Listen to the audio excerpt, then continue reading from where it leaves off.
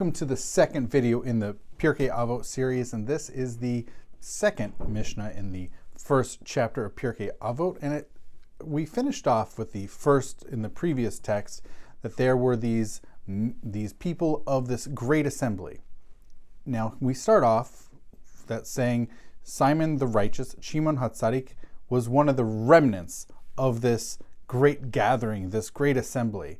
So whomever he was, not really clear. We don't really know much about this Simon the righteous, Shimon HaTzadik, but he was amongst the remnants, amongst the, not really, we don't even know in the first part how many people there were in this great assembly, and we don't know how many of these remnants there were. Was he amongst the last?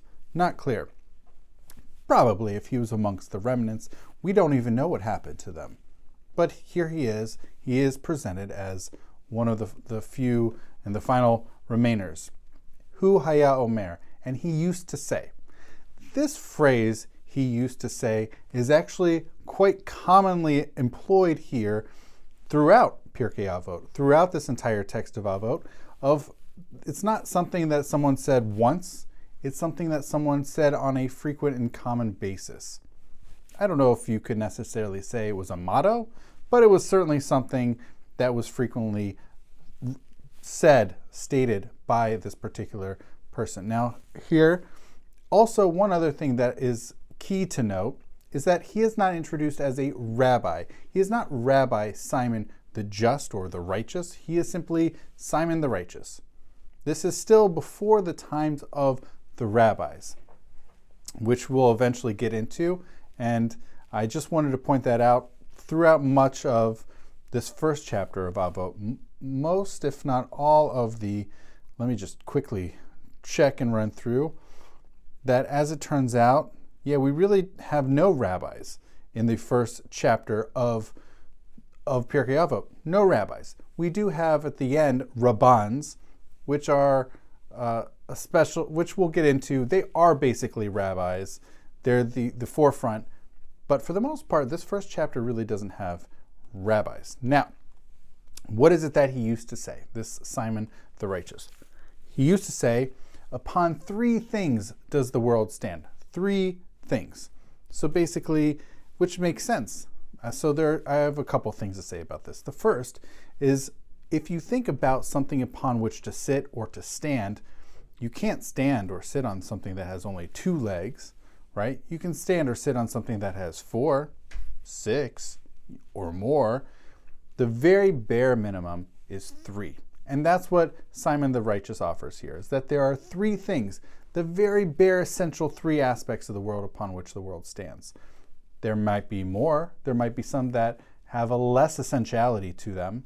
They might very well be things upon which the world stands, or at least are supported. But these are 3 key things. And before going into them, I want to mention something else. The number 3 it's an interesting number. It's a prime number, certainly. But when we think about Pirkei Avot, it is perhaps the most prevalent number throughout the entirety of this collection of sayings in Avot. 4 is another common number that also gets mentioned in rabbinic literature. In the Bible, 7 actually I think would be the most significant number throughout certainly the Torah. 7 is the most significant number. We do find 3, but here 3, as well as I'll mention 4, are common numbers that appear frequently throughout Pirkei Avot. So what are these 3 things upon which the world stands according to Simon the righteous?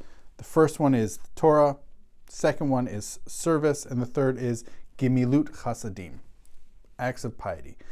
In Hebrew, it's Al HaTorah, the Al HaAvodah, and Al Gemilut Chasadim. The Torah, 5 books of Moses, not simply the 5 books of Moses, but really all of Jewish practice. And we also saw that this is connected from the first text that we just discussed, that this Torah was received by Moses at Sinai and then transmitted. So Torah is very important here, right? It was mentioned in the very first one, and now it's being mentioned here. It is essential according to this Simon the righteous, it's seemingly so far in this Pirkei Avot, that Torah has a very significant place within the worldview of Pirkei Avot.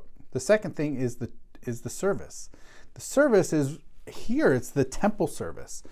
It's not just simply an intellectual activity, right, Torah, but really doing, of making and doing and offering and giving to God, to making the sacrifices. And the third is Gimilut Chasadim. These are nice, right? Torah, as far as our culture as a Jewish people, as a way of life, as a way of living. We also have,